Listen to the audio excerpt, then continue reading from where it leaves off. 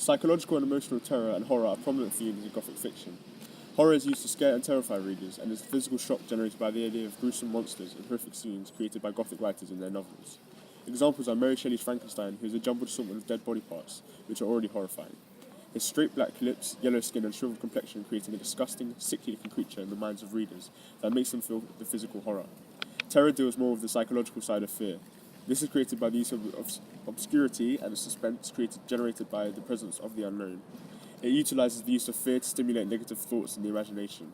Terror is what is conjured up by the mind, not a physical fear. An example is in Emily Bronte's Wuthering Heights, where things like an intruder and scratching outside create suspense and terror in the fact that readers and the protagonist have no idea what's occurring or who the intruder is. This therefore creates multiple ideas of potentially negative outcomes in the reader's head. This is where terror is created. Typically, male Gothic writers tended to write physical emotional horror, and female psychological terror.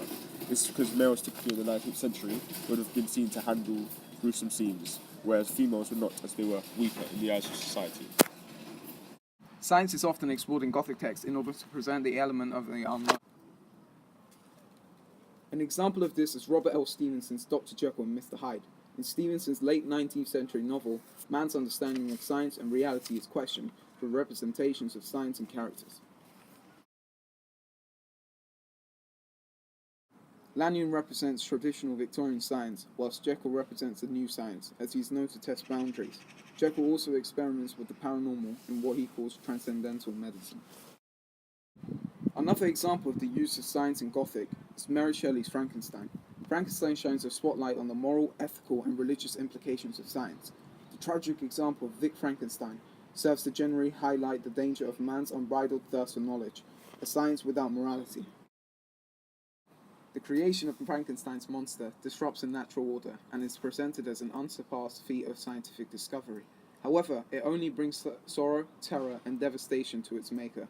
Perhaps its maker is being punished for its overreaching scientific ambition. Overall, the treatment of women in Gothic novels tends to be dismal.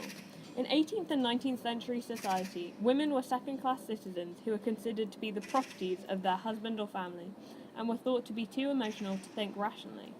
In the Mysteries of Udolpho, one female character has such a weak disposition that she swoons from the sheer emotion of it all a total of 10 times. The idea of a pursued maiden is also a common motif. Often she is virginal and pure, and so is threatened by the corruption of a fiend.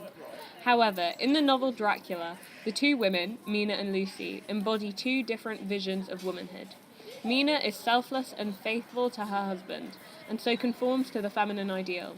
In contrast, Lucy boasts of her various suitors and seems forward in her desires, so she is perversely punished for having the faintest glimmer of sexuality.